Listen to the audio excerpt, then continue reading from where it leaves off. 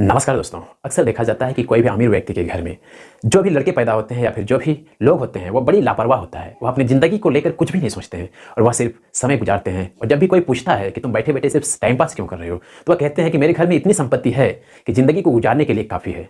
ज़िंदगी के लिए क्या चाहिए? धन चाहिए, खाना चाहिए, कपड़े चाहिए, मकान चाहिए, सब चीज़ मेरे पास है। इसलिए फालतू का क्यों झंझट करना, आराम से बैठकर ज़िंदगी गुजार रहे हैं।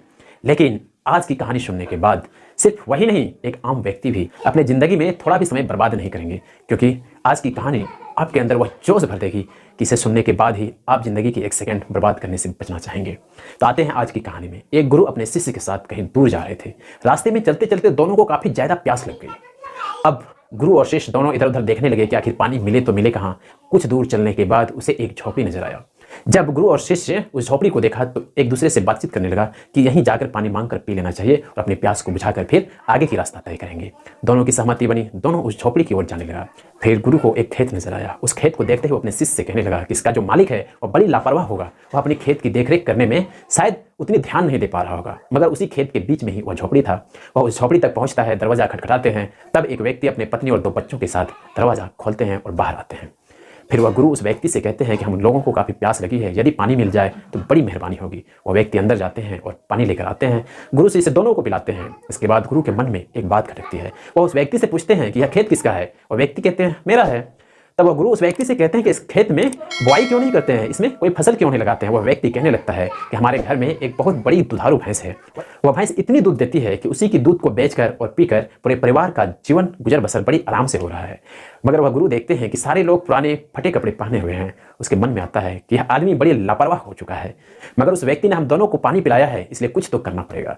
गुरु उस व्यक्ति से कहते हैं कि आज रात ठहरने की व्यवस्था होगी आपके यहाँ, क्योंकि हम लोगों को काफ़ी दूर जानी है, आज तो जा नहीं पाएंगे। वो व्यक्ति कहते हैं बिल्कुल, आप लोग यहीं ठहर जाइए, रात में ठहरने की व्यवस्था कर देते हैं। गुरु शिष्य दोनों सो जाते हैं। आधी रात को गुरु अपने शिष्य को उठाते हैं और कहते हैं कि चलो हम लोग को अभी ही यहाँ से निकलना पड़ेगा, मगर निकलने से पहले इस व्यक्ति की जो दुधारू भैंस है उसे मार कर जाना पड़ेगा। वह शिष्य जब अपने गुरु की यह बात सुनते हैं तो उस गुरु के ऊपर काफ़ी गुस्सा आ जाता है मन ही मन, मगर एक गुरु के वचन को टाल नहीं सकता था वह शिष्य, इसलिए दोनों मिलकर उस दुधारू भैंस को मार देते हैं और रात में ही वहां से चले जाते हैं। मगर उस रात को गुरु शिष्य दोनों उस घर से तो निकल जाते हैं, अपने जगह पर भी पहुंच जाते हैं। उस शिष्य के मन में वह रात बार बार खटकती रह जाती है। उस शिष्य को अपनी शिक्षा पूरी करने में लगभग 8 वर्ष का समय लगा। 8 वर्ष अपनी शिक्षा पूरी करने के बाद उस शिष्य के मन में अब भी वह रात खटक रही थी, जब उस रात को अपने गुरु के साथ मिलकर एक भैंस को मार डाला था। वह शिष्य सोचने लगा कि क्यों ना एक दिन उस व्यक्ति के पास जाकर उसकी मदद करें, क्योंकि वह काफ़ी गरीब था, और क्षमा भी मांग ले। फिर क्या, वह शिष्य एक दिन निकलता है उस गांव की तरफ जहां उस व्यक्ति का घर था, जहां वह पानी पीने के लिए गया था और उसकी भैंस को मार दिया था। वह शिष्य जब वह गांव पहुंचते हैं, वह खेत पहुंचते हैं, तो देखते हैं कि उसके खेतों में फल के बड़े बड़े वृक्ष लगे हुए हैं और जिस जगह झोपड़ी था वहां एक बहुत बड़ा मकान बना हुआ है। उस शिष्य को लगता है कि शायद वह निर्धन व्यक्ति या जमीन बेच दिया होगा किसी के हाथ में और वह यहाँ से चले गए होंगे। वह शिष्य वहां से घूमकर वापस आने लगते हैं। जैसे ही वह शिष्य 2-4 कदम अभी बढ़ाए ही थे कि उसके सामने एक चमचमाती हुई कार आकर रुकती है और उस कार से वही व्यक्ति निकलते हैं जिस व्यक्ति का भैंस गुरु और शिष्य दोनों मिलकर मारा था। वह व्यक्ति जब कार से निकलते हैं तो वह शिष्य उस व्यक्ति से कहने लगता है, क्या आपको याद है कि आज से 8 साल पहले हम अपने गुरु के साथ आपके घर आए थे, आपका घर एक झोपड़ी था और आपने हमको पानी पिलाया था।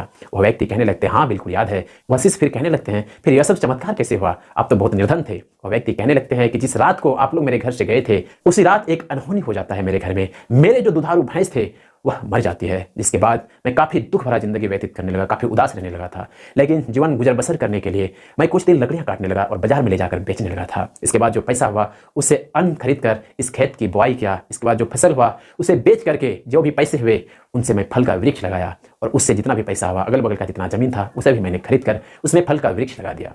और आज मैं इस इलाका का सबसे बड़ा फल का व्यापारी हूँ और मेरे पास लाखों की संपत्ति भी है। उस व्यक्ति की यह बात सुनकर उस शिष्य को, जो गुरु के प्रति काफ़ी गुस्सा था उस रात को, वह धीरे धीरे खत्म होने लगा, क्योंकि उसे लगने लगा कि मेरे गुरु ने जो कुछ किया था शायद उसी का परिणाम है कि आज यह व्यक्ति इतने बड़े, इतने सफल हो चुके हैं। यदि इसका भैंस को हम दोनों मिलकर नहीं मारे होते तो आज यह भी दुधारू भैंस के दूध बेचते और उसी से अपना जीवन गुजर बसर क्या करते।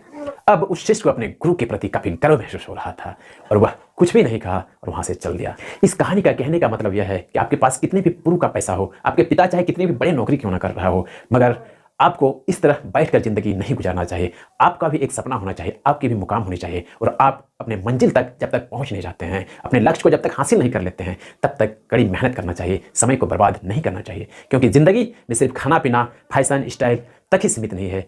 आपकी पहचान यदि बनानी है तो आपको एक सफल व्यक्ति बनना ही पड़ेगा और आपको अपने पिता के पैसे के बल पर नहीं, खुद के परिश्रम के बल पर एक नई मुकाम हासिल करना होगा। और दूसरी बात, यह कहानी बताती है कि जब भी कोई विपत्ति आती है, जब भी विपरीत परिस्थिति आती है, तो वह अपने साथ एक बहुत बड़ा सुनहरा अवसर भी लाती है। बस जरूरत है अपनी हिम्मत को न हार कर उस सुनहरे अवसर को पहचानने की और कड़ी मेहनत करके उसे पाने की। यदि यह जानकारी और कहानी आप लोगों को अच्छी लगी तो इस YouTube चैनल को सब्सक्राइब जरूर कर लीजिएगा, ताकि इस तरह की अच्छी जानकारी और कहानी मिलती रहे। मिलते हैं किसी और कहानी में।